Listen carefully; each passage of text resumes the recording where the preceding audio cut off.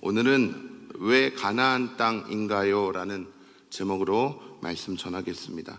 사역을 하다 보면 이런 질문을 받을 때가 있습니다. 목사님, 하나님의 뜻은 무엇인가요? 요즘 제 삶이 너무 힘들고 어렵습니다.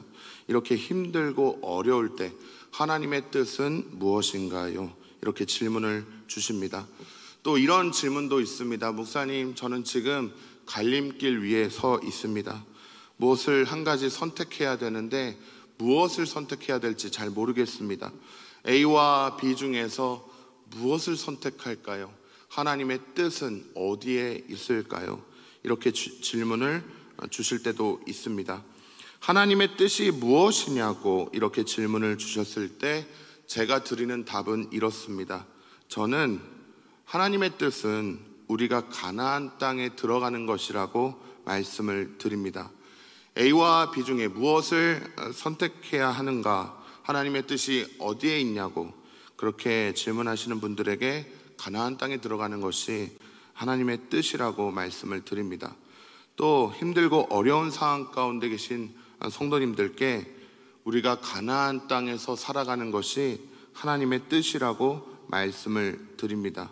일단 이렇게 말씀을 드리고 그 다음 이 말이 무슨 뜻인지 설명하고요.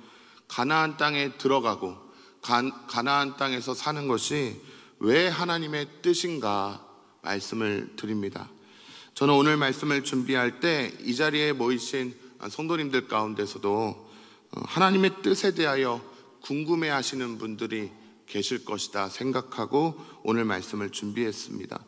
하나님의 뜻에 대해서 저에게 오셔서 질문했던 분들에게 제가 그분들에게 드렸던 말씀을 지금 이 시간 똑같이 여러분에게 드리려고 하는데요. 하나님의 뜻을 궁금해하시는 분들에게 오늘 말씀은 큰 은혜가 되고 큰 도전이 될 것이라 믿습니다. 오늘 말씀 속에서 하나님의 뜻을 발견하시고 그 하나님의 뜻대로 살아가시는 저와 여러분들 되시길 주님의 이름으로 축복합니다. 성경을 펴서 창세기부터 말라기까지 구약 성경을 계속 읽어보면 하나님께서 계속 명령하시는 것이 있습니다. 그것은 뭐냐면 가나안 땅으로 가라는 것입니다. 하나님께서 계속 그 땅으로 가라, 내가 내게 보여줄 땅으로 가라, 또 조상의 땅으로 돌아가라, 계속 땅으로 가라 하시는데 그 땅은 가나안 땅입니다. 하나님께서 아브라함에게 말씀하셨습니다. 창세기 12장 1절 말씀입니다. 여호와께서 아브라함에게 이르시되 너는 너의 고향과 친척과 아버지의 집을 떠나 내가 내게 보여줄 땅으로 가라 하셨습니다. 아브라함이 이 말씀을 듣고 하나님의 인도하심 가운데 가나안 땅으로 가게 되는데요. 이때 하란 땅에서 가나안 땅까지 아브라함이 걸어서 이동한 거리가 640km입니다. 제가 이걸 처음 알았을 때 저는 와, 진짜 멀다 하면서 굉장히 놀랬거든요. 여러분들은 뭐 640km, 20km, 30km 뭐 매일 걷는데 뭐 이런 표정을 하고 계셔서 여러분, 아브라함이 하나님의 말씀에 순종해서 직접 자기가 걸은 그 거리가 640km입니다. 와, 감사합니다. 예, 감사합니다. 아브라함은요, 말씀을 들으면 예, 좋습니다. 은혜롭습니다. 아멘 하고 끝나는 사람이 아니고 말씀을 들으면 실제로 그 말씀대로 사는 사람이었습니다. 말씀에 순종해서 640km 걸어서 가나안 땅 왔습니다. 대단한 순종을 했는데요. 그런데 우리가 여기서 한 가지 생각해 볼 것은 하나님께서 아브라함을 왜 굳이 이 가나안 땅으로 인도하셨느냐 하는 것입니다. 아브라함 시대의 사람들이 살고 싶어하는 곳은 가나안 땅이 아니었습니다. 아브라함 시대의 핫플레이스는 가나안 땅이 아닙니다. 당시에 사람들이 살고 싶어 했던 곳은 갈대아 지역이었습니다. 이 지역에 있는 새로 생긴 신도시, 잘 갖춰진 이 도시에서 살고 싶어 했습니다. 갈대아 지역에 있는 도시들은 큰 강을 두 개씩이나 이렇게 끼고 있기 때문에 늘 물이 풍족합니다. 그래서 농사를 짓고 먹고 살기가 좋습니다. 또 기술이 발달하고 사람들이 많이 모여 있어서 문화가 발달했기 때문에 재밌는 것도 많고 여러 가지 좋은 것이 많았습니다. 그래서 당시에 많은 사람들이 갈대아에서 살기를 바랬는데, 그런데 하나님은 아브라함을 가나안 땅으로 인도하셨습니다. 왜 가나안 땅일까요? 하나님께서 그냥 아브라함에게 그 전능하신 능력으로 복을 주셔서 갈대아로 오게 하시고 갈대아에서 왕이 되게 하시고, 그리고 또 아브라함을 축복하셔서 갈대아에서 잘 먹고 잘 살 수 있도록 아브라함을 축복하시면 안 되는 걸까요? 왜 하나님은 아브라함을 가나안 땅으로 인도하셨을까? 성경을 좀 더 보겠습니다. 아브라함 다음 아브라함의 아들은 이삭입니다. 하나님께서 이삭에게 말씀하셨습니다. 애굽으로 내려가지 말아라. 내가 내게 지시하는 땅에 거주하라 하셨습니다. 지금 다 같이 흉년이라서 먹고 살 게 없거든요. 먹을 게 없는데, 애굽으로 내려가면 그래도 먹을 것이 있는데, 하나님은 이삭에게 가나안 땅을 떠나면 안 된다고 하셨습니다. 왜 애굽으로 내려가면 안 될까요? 왜 가나안 땅에 계속 있어야 될까요? 말씀을 좀 더 보겠습니다. 이삭 다음 이삭의 아들은 야곱입니다. 야곱은 가나안 땅을 한번 떠났습니다. 하란으로 갔습니다. 야곱이 하란에 있는 삼촌 집에 들어가서 속아서 일하고 또 열심히 일하고 해서 많은 재산을 모아서 삼촌 집을 나왔습니다. 그때 멀리 가지 않고 이제 하란 땅에 적응을 다 했으니까 하란에서 계속 살아도 되거든요. 삼촌 보기가 좀 불편하다면 조금 나와서 그냥 하란 근처에서 살아도 되는데, 그런데 하나님께서 야곱에게 말씀하셨습니다. 내 조상의 땅으로 돌아가라 하셨습니다. 그래서 야곱이 하나님의 말씀대로 다시 가나안 땅으로 돌아옵니다.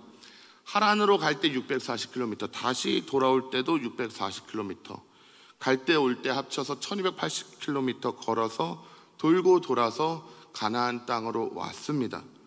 우리가 또 생각해 볼 것은 야곱에게도 왜 하나님은 가나안 땅을 말씀하시느냐 하는 것입니다. 하나님께서 그냥 야곱이 하란에서 적응 다 했으니까 하란에서 복 주시고 하란에서 잘 먹고 잘 살 수 있도록 하란에서 야곱을 도와주시면 안 되는 걸까요? 성경을 좀 더 보겠습니다. 창세기 덮고 출애굽기로 갑니다. 출애굽기를 보면 하나님께서 이스라엘 백성을 애굽에서 이제 꺼내 오시고, 그리고 가나안 땅으로 인도하십니다. 하나님께서 이스라엘 백성을 젖과 꿀이 흐르는 땅으로 데려가겠다 하셨습니다. 시내산을 출발해서 가나안 땅까지는 한 달이면 갈 수 있는 거리입니다. 그런데 중간에 불평하고 원망하면서 한 달이면 갈 수 있는 이 거리를 38년이 걸려서 들어갔습니다. 이렇게 오랜 시간 걸려서 가지 말고 이미 이집트에 10가지 재앙을 행하셨잖아요. 그러니까 한 가지 또는 두 가지를 더 하셔서 그냥 애굽을 초토화시키시고, 애굽에 있는 사람들이 알아서 우리가 나갈게 해서 그 사람들이 나가고, 그냥 이스라엘 백성들이 그 애굽에서 살면 안 되는 걸까요? 이집트 땅은 좋은 땅입니다. 왜냐하면 거기는 나일강이 있습니다. 그래서 농사 지을 때 하늘 보지 않고 그냥 옆에 나일강이 있으니까 비 상관없이, 비 내리는 거 상관없이 언제든지 농사 지을 수 있습니다. 나일강이 자주 범람해서 땅이 비옥한 땅이기 때문에 이 땅은 농사를 그냥 짓기만 하면 그냥 다 풍년입니다. 무조건.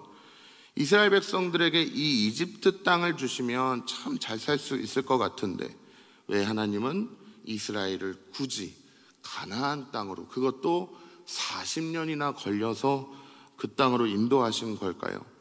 조금 더, 한 곳만 더 말씀 보겠습니다. 이스라엘이 이제 가나안 땅에 들어갑니다. 들어가서 처음에 잘 하다가 하나님께 죄를 지었습니다. 우상을 숭배하게 됩니다. 그래서 이스라엘이 북이스라엘과 남유다로 나뉘어지고, 북이스라엘이 먼저 망하고 남유다도 망했습니다. 남유다 백성들, 유대인들이 이제 다 바벨론에 끌려가서 거기서 48년 동안 살게 되는데요. 48년이면 충분히 적응하고도 남지 않겠습니까? 하나님께서 그런데 그 백성들을 다시 예루살렘으로, 가나안 땅으로 돌아오게 하셨습니다. 이번에는 바벨론에서 예루살렘까지 와야 되는데 이때 이동한 거리는 1500km입니다. 네, 감사합니다. 네, 점심 맛있게 드시고요. 오늘 점심이 무료입니다. 네, 맛있게 드시고요. 감사합니다. 하나님께서 그냥 그 자리에 있는 페르시아, 전 세계 패권을 쥐고 있는 이 페르시아를 하나님의 전능하신 능력으로 멸망시키시고 그 좋은 땅, 여기도 이제 갈대아 지역에 있는 바벨론이거든요. 이 바벨론 위에 하나님의 나라 이스라엘을 다시 세우시면 안 되는 걸까요? 왜 하나님은 이스라엘을 다시 가나안 땅으로 오게 하셨을까? 성경은 가나안 땅을 가리켜서 성경은 젖과 꿀이 흐르는 땅이라고 말씀합니다. 젖이 많다는 것은 목축을 하기에 좋다는 뜻이고, 꿀이 이렇게 많다는 것은 농사를 짓기에 좋은 땅이라는 뜻입니다. 가나안 땅은 흔히 젖과 꿀이 흐르는 땅이라고 늘 그렇게 말씀을 하기 때문에 우리가 들었을 때 가나안 땅, 젖과 꿀이 흐르는 땅, 풍요로운 땅 이렇게 생각이 되는데요. 그런데 사실 가나안 땅은 굉장히 척박한 땅입니다. 예루살렘을 중심으로 예루살렘에 점 찍고 요단강에 점 찍고 해서 이스라엘 지형의 이 단면을 썰어서 보면 그 이스라엘의 지형은 이 그림과 같습니다. 왼쪽에 지중해 바다에 이제 맞닿아 있는 지중해 연안, 이쪽에 해안 평야가 아주 조금 있고요. 나머지는 다 산입니다. 산. 이 단면이 그대로 북쪽까지 쭉 올라갑니다. 이대로 쭉. 그래서 20%만 평지고 나머지는 다 산지입니다. 강이 있습니다. 강이 있기는 있는데 요단강이 산 아래쪽에 있기 때문에 이 물을 그때 끌어올려서 사용하는 것이 어렵습니다. 그래서 결국 농사를 잘 지으려면 비를 의지할 수밖에 없는데요. 가나안 땅은 해마다 비가 오는 시기가 정해져 있었습니다. 10월 달에 씨를 뿌리기 전에 비가 내립니다. 이때 내리는 비를 이른비라고 말합니다. 이른비가 내리면 그때 이제 씨를 뿌립니다. 그리고 추수를 앞두고 3월 달에 한 번 더 비가 옵니다. 이것을 늦은 비라고 합니다. 늦은 비가 오면 그때 곡식들이 갑자기 이제 크게 자라나서 4월 달에 추수를 하게 됩니다. 중요한 것은 이 이른 비와 늦은 비가 내리는 타이밍, 시기입니다. 시기. 이 시기가, 이른 비와 늦은 비가 내리는 이 시기가 맞지 않아서 이른 비가 너무 일찍 오거나 늦은 비가 너무 늦게 와버리면 그해 농사는 완전히 망치게 됩니다. 철저하게 비를 의지해서 농사를 지을 수밖에 없기 때문에 비가 적당한 때에 내리지 않으면 먹고 살기가 힘든 겁니다. 시편 23편을 보면 그가 나를 푸른 풀밭에 누이시며 라는 말씀이 있는데요. 우리는 푸른 풀밭이라고 하면 지금 이렇게 화면에 나오는 이런 이미지를 머릿속으로 떠올립니다. 정말 초록초록한 이런 평지를 생각합니다. 그런데 실제로 이스라엘의 푸른 풀밭은 이렇게 생겼습니다. 가장 초록초록할 때입니다. 가장 초목이 무성할 때 이스라엘의 평지는, 땅은 이렇게 생겼습니다. 그러면 우리가 생각하는 것만큼 그렇게 초목이 무성한 땅이 아니잖아요. 그러면 가나안 땅이 지리적으로, 지정학적으로 좀 좋은 위치에 있는가, 안전한 곳에 있는가, 좀 다른 나라의 침략을 덜 받을 수 있는 곳에 있는가? 그렇지도 않습니다. 가나안 땅은 세 개의 대륙을 연결하는 그 교통 통로에 가나안 땅이 있습니다. 유럽, 아프리카, 아시아 대륙을 연결하는 그 교통의 통로에 이 가나안 땅이 있어요. 그래서 세계를 정복하려는 제국은 반드시 항상 가나안 땅을 지나가도록 되어 있습니다. 그러니까 가나안 땅은 지리적으로 봐도 결코 안전한 땅이 아닙니다.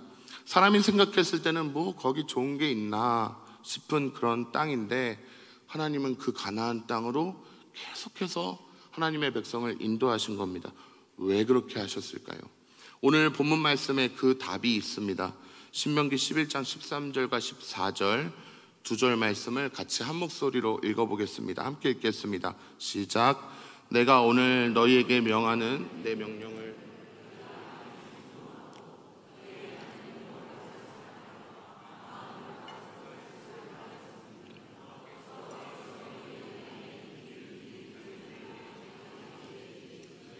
너희가 곡식과 포도주와 기름을 얻을 것이요. 아멘.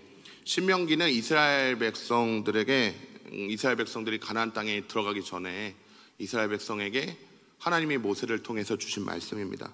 하나님께서 이른 비와 늦은 비를 적당한 때에 내려주실 것이다 하셨습니다. 적당한 때에 하나님께서 비를 주십니다. 그래서 이스라엘 백성이 그 비 때문에 가나안 땅에서 곡식과 포도주와 기름을 풍성하게 얻게 될 것이다 하셨습니다. 그런데 한 가지 조건이 있습니다. 이른 비와 늦은 비를 적당한 때에 딱 알맞게 주시는 조건이 있습니다. 13절 말씀에 이렇게 되어 있습니다. 내 명령을 너희가 청종하고 너희 하나님 여호와를 사랑하여 마음을 다하고 뜻을 다하여 섬기면이라고 되어 있습니다. 그러니까 하나님께서 이른 비와 늦은 비를 적당한 때에 내려주시는데 조건이 있습니다. 이스라엘 백성이 하나님을 잘 섬겨야 됩니다. 이스라엘 백성이 가나안 땅에서 하나님을 사랑하고 마음과 뜻을 다해 하나님을 섬길 때, 그때 하나님께서 이른 비와 늦은 비를 적당한 때에 주실 것입니다. 이스라엘 백성이 우상을 섬기지 않고 하나님만 섬길 때 하나님께서 비를 딱 알맞게 주시면 그때 비로소 가나안 땅은 젖과 꿀이 흐르는 땅이 될 수 있는 것입니다. 만약 그렇게 하지 않고 가나안 땅에서 우상 숭배하고 죄 짓고 하나님 의지하지 않고 다른 것을 더 많이 의지하면 비가 적당한 때에 내리지 않아서 그해 농사는 완전히 망치게 됩니다. 우상을 숭배하고 죄를 지으면 바로 내 일상 가운데 내가 당장 먹고 사는 일이 어려워집니다. 이렇게 가나안 땅은 하나님을 섬기는 것과 내가 실제로 일상 가운데서 먹고 사는 이 문제가 바로 직접적으로 연결이 되기 때문에 하나님만 의지하면서 살기에 가장 좋은 최적의 환경을 갖추고 있는 곳이 바로 가나안 땅입니다. 그냥 환경 자체가 하나님을 의지할 수밖에 없는 환경입니다. 이집트에 있으면요, 하나님 의지하기 어렵습니다. 나일강을 의지하기가 쉽습니다. 나일강. 강 있잖아요, 강. 하나님, 우리가 예배 드릴게. 우리가 뭐 사는 거는 뭐 알아서 잘 살 수 있으니까 별로 그렇게 걱정하지 마세요 하고 자기 힘, 자기 생각대로 살기가 쉽습니다. 갈대아에 있으면 유프라테스 강과 티그리스 강, 그 두 강을 의지하면서 사는 것이 너무 쉽습니다. 하나님께서 하나님의 백성들에게 원하시는 삶은 강을 믿고 강을 의지해서 살아가는 삶이 아닙니다. 하나님은 하나님의 백성들이 오직 하나님만 의지하기를 원하십니다. 하나님은 하나님의 백성들이 오직 하나님만 사랑하기를 원하십니다. 하나님은 질투하시는 하나님이십니다. 하나님은 하나님의 백성들이 하나님이 아닌 다른 것을 찾고 그 찾은 것을 하나님보다 더 붙잡고 의지하고 사랑하고 집착하는 것을 몹시 싫어하십니다.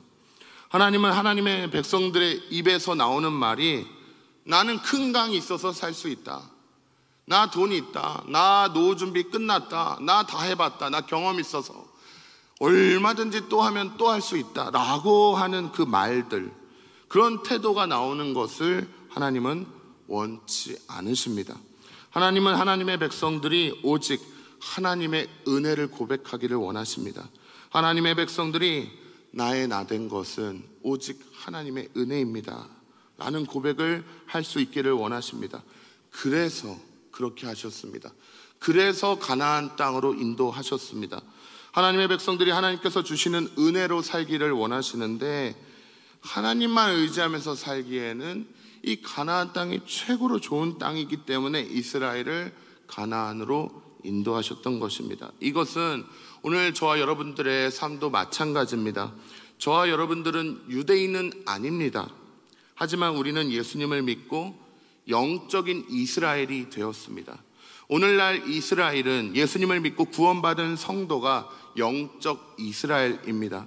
하나님은 과거 이스라엘을 가나안으로 인도하셨고 또 가나안 땅에서 멀어졌을 때 다시 와야 돼. 다시 가나안으로 와야 돼. 돌아가라 하신 것처럼 오늘 우리에게도 동일하게 역사하시고 동일하게 말씀하십니다. 하나님은 우리를 가나안 땅으로 인도하십니다. 하나님은 우리 각자의 인생을 하나님만 의지할 수밖에 없는 그 상황으로 인도하십니다. 그리고 혹 하나님 이렇게 사는 게 너무 조마조마해요.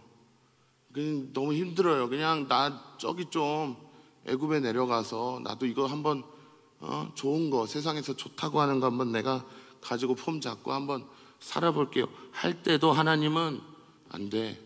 가나안 땅으로 돌아가라. 나를 의지해야 돼 라고 우리에게 말씀하십니다. 하나님만 의지할 수밖에 없는 상황을 선택하라 하십니다. 우리가 선택의 기로에 서 있을 때 A와 B 사이에 무엇을 선택해야 하는가 고민합니다. 할까 말까 고민합니다. 그때 하나님의 뜻은 우리가 가나안 땅을 선택하는 것입니다. 하나님을 믿고 의지하기에 더 좋은 환경을 선택하는 것이 오늘 우리를 향한 하나님의 뜻입니다. 예를 들면 하나님의 사람, 하나님을 믿는 사람이 직장을 정한다면 연봉이 많다고 해서 무조건 좋은 직장은 아닙니다. 업무가 느슨하고 복지가 좋다고 해서 무조건 좋은 직장이 아닙니다. 일을 하면 할수록, 사업을 하면 할수록 하나님을 의지할 수밖에 없는 상황으로 계속해서 끌고 가는 것이 하나님이 주신 좋은 직장입니다.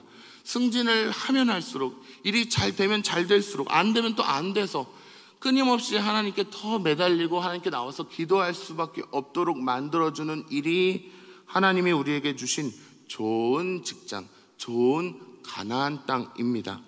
하나님을 믿는 사람은 집을 정할 때도, 집을 선택할 때도 가나안 땅을 선택해야 합니다.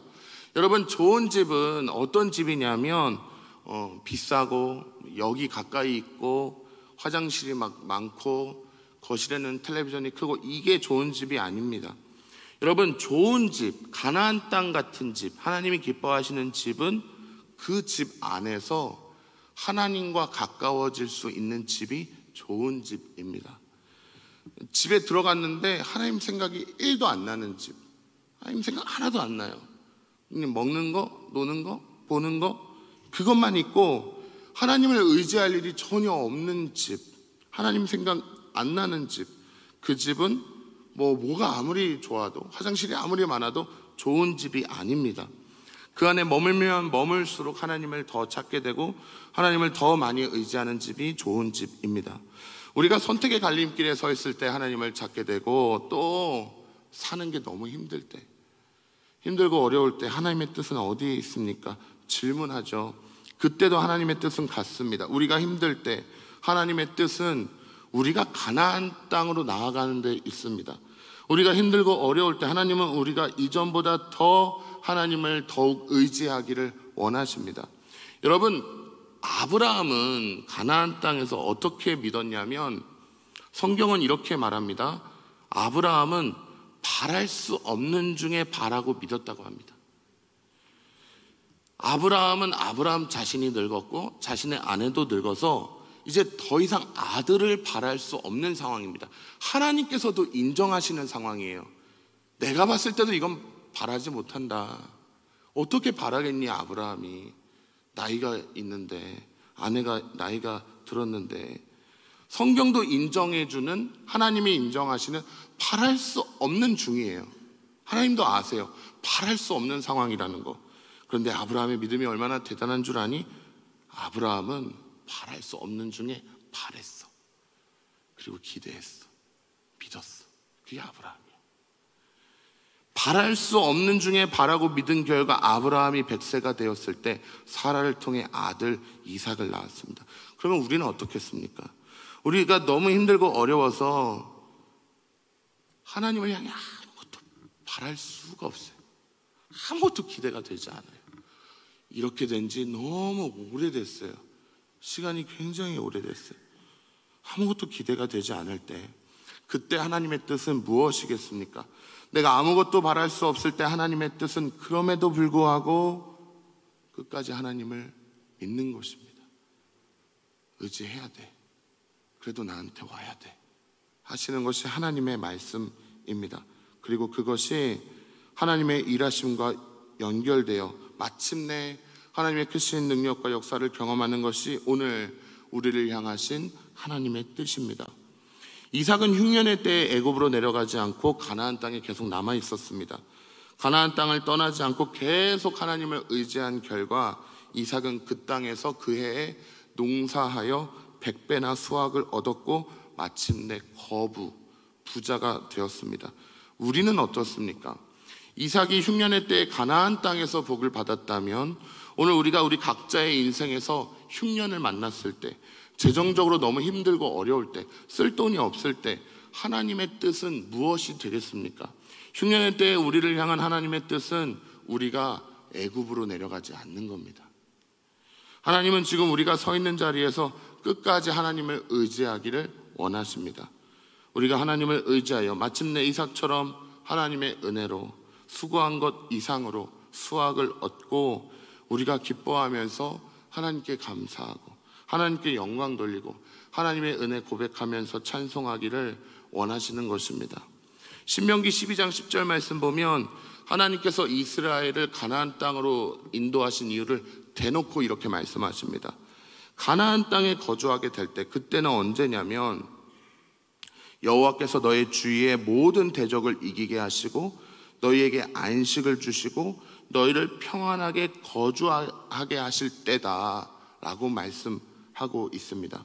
가나안 땅에서 하나님이 우리에게 주시려는 것은 가난, 죽음, 고통, 불안이 아닙니다. 가나안 땅에서 하나님이 우리에게 주시려고 하시는 것은 승리, 생명, 안식, 평안입니다. 하나님을 의지했더니, 끝까지 하나님을 바랬더니 마침내 이겼습니다. 마침내 승리했습니다. 마침내 평안하게 됐습니다. 나의 나 된 것은 하나님의 은혜입니다. 우리가 이 고백하게 하시려고 하나님은 우리 각자의 인생을 가나안 땅으로 인도하신 것입니다. 하나님을 믿는 성도가 가장 강할 때에는 가나안 땅 한복판에서 하나님만 의지하고 있을 때입니다. 선택의 갈림길에 서 계실 때, 또 힘들고 어려울 때 오늘 말씀을 기억하시고요, 가나안 땅을 선택하시고 가나안 땅 한복판에서 하나님만 의지하여 마침내 이기게 하시고 마침내 쉼을 얻게 하시고 마침내 평안케 하시는 하나님의 놀라운 역사를 경험하실 수 있기를 간절히 축원합니다. 요즘 저는 이제 엄청 가나안 땅인데요, 원래 올해 시작할 때부터 가나안 땅이었어요.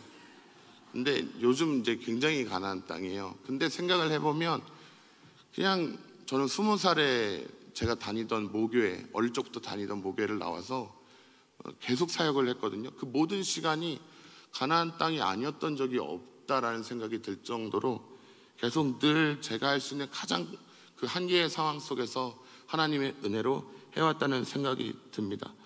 가만히 생각해 보니까 그래요. 저는 우리 교회 오기 직전에 다녔던 교회에서, 사역했던 교회에서는 정말 엄청난 가나안 땅이었거든요. 정말 슈퍼 울트라 최강 찐 그 이전 교회 담임 목사님 보시면 속상해 하실 텐데 뭐 사실이 그렇습니다. 찐 엄청난 가나안 땅이거든요. 그래서 저는 뭐 이렇게 우리 교회 와서는 뭐가 힘든가 이런 조금만 그래도 뭐가 힘든가 하고 지나갑니다. 그래서 요즘 성도님들이 저를 보실 때 목사님 많이 힘드시죠 하실 때 사실 잘 적응이 안 됩니다. 별로 그렇게 뭐가 이렇게 달라진지 모르겠습니다. 다만 저도 많이 웁니다. 예. 담임 목사님 저 이제 병원에 이제 입원해 계실 때 가서 뵙고 그 모습 이미지가 계속 떠올라서 혼자 있을 때 많이 웁니다. 그냥 담임 목사님이 아프셔 이게 아니고 집안에 아버지, 어머니, 큰 어른이 아프신 것 같은 그 느낌, 정확하게 제가 4년 전에 어머니 아프셨을 때 그 느낌이랑 거의 비슷한 느낌입니다. 그래서 많이 속상합니다. 여러분들도 다 그러시잖아요. 근데 막 뭐가 힘들고 막 어렵고 그러지는 않습니다. 왜냐하면 가나안 땅에서 사는 방식을 알고 있습니다. 저는 하나님께서 지금 이 모든 상황을 여전히 주관하고 계시고 모든 것을 다스리고 계시고 모든 상황 속에서 하나님께서 우리 효성중앙교회에 주실 은혜가 있을 것이라는 그 믿음이 저에게 분명히 있습니다. 그 믿음이 있기 때문에 사실 별로 그렇게 뭐가 힘든지 잘 모르겠습니다. 물론 오늘 김성훈 목사님께서 사임하셨습니다. 그래서 또 한 주를 또 가나안 땅에서 하나님 잘 바라보고 살 건데요. 약속합니다. 저는 이번 주에 하나님 의지하면서 살 겁니다. 여러분도 하나님 의지하시고 일주일 동안 또 평생 여러분의 일생 가운데 그렇게 가나안 땅에서 하나님 의지하면서 살아가실 수 있기를 간절히 바랍니다. 하나님의 놀라운 은혜가 가나안 땅 한복판에 서 있는 저와 여러분 모두에게 함께 하시기를 간절히 축원합니다. 기도하겠습니다. 하나님께 바랄 수 없는 상황에서 하나님께 바랍니다. 하나님 의지합니다. 하나님 신뢰합니다. 갈 바를 알지 못할 때 하나님 말씀 의지하여 앞으로 나아갑니다. 다시 월요일을 향해 갑니다. 가나안 땅 한복판에서 하나님 신뢰하고 하나님 의지할 때 하나님의 일하심, 하나님의 역사를 우리 일상 가운데서 경험하게 하여 주시옵소서. 또한 그때 우리의 입술에서 우리의 마음에서 하나님을 향해 나오는 고백, 기쁨, 간증과 찬송을 통해 하나님께서 홀로 영광받아 주시옵소서. 감사드리며 예수님의 이름으로 기도드리옵나이다. 아멘. 다 같이 일어나셔서 함께 찬송하겠습니다.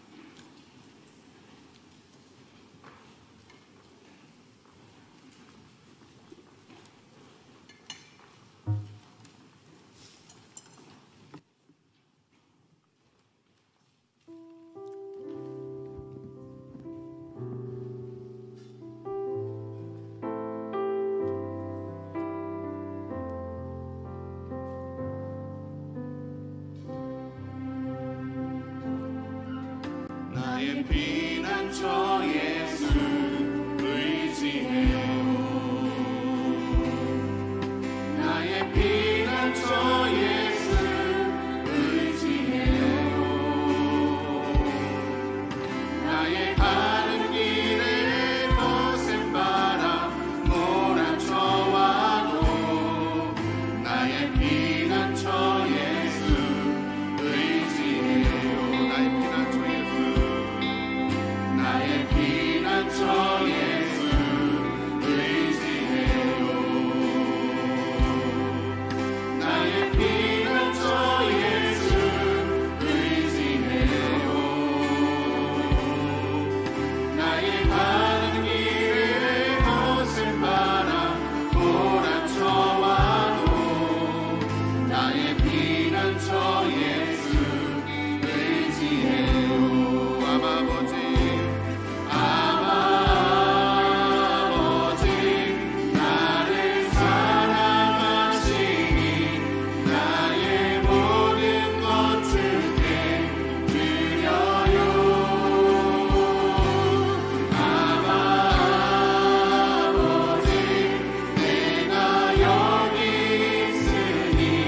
주님 영광 위하여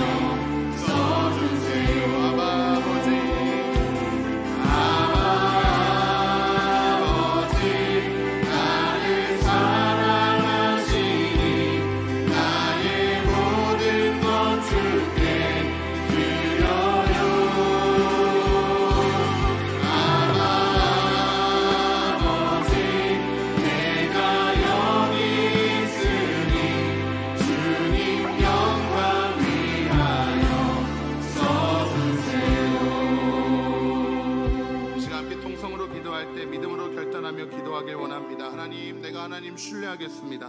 내가 하나님 끝까지 믿고 의지하겠습니다. 하나님 믿고 의지할 때 내 이 길의 끝에서 하나님의 역사를 경험하게 하여 주시옵소서. 이러한 마음으로 다 함께 통성으로 함께 기도하겠습니다. 함께 기도합니다. 아버지 하나님, 우리 인생 가운데 은혜 주신 하나님, 우리 가운데 일하셔서 아버지 여기까지 인도하시니 감사합니다. 여기서도 아버지 하나님 우물을 파는 은혜가 있기를 원합니다. 여기서도 하나님의 은혜로 살아가기를 원합니다. 주께서 우리 가운데 역사하여 주셔서 하나님의 은혜를 알게 하여 주시고 우리 인생 가운데서 하나님을 의지하며 살아가시 하나님이 주시는 놀라운 은혜와 역사를 경험하게 하여 주시옵소서. 하나님께서 이루시는 대로 하나님께서 역사하시는 대로 살아갈 수 있도록 주여 우리 안에 믿음을 충만히 붙잡아주시고 우리 안에 역사하여 주시옵소서.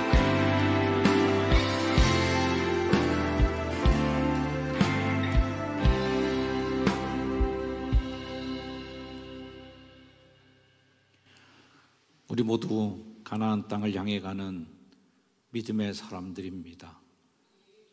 가나안 땅에 도착할 때까지 우리의 삶을 놓지 말고 하나님께 의지하고 맡기고 누리고 살아가는 효성중앙교회 성도들 되게 하여 주시옵소서. 이제는 우리 구주 예수 그리스도의 그 크신 은혜와 하늘아버지의 극진하신 사랑하심과 성령님의 내주 교통하심의 은총이 이 자리에 함께한 효성중앙교회 믿음의 가족 한 사람 한 사람들의 머리 위에 영원토록 함께 하시기를 간절히 축원하옵나이다. 아멘.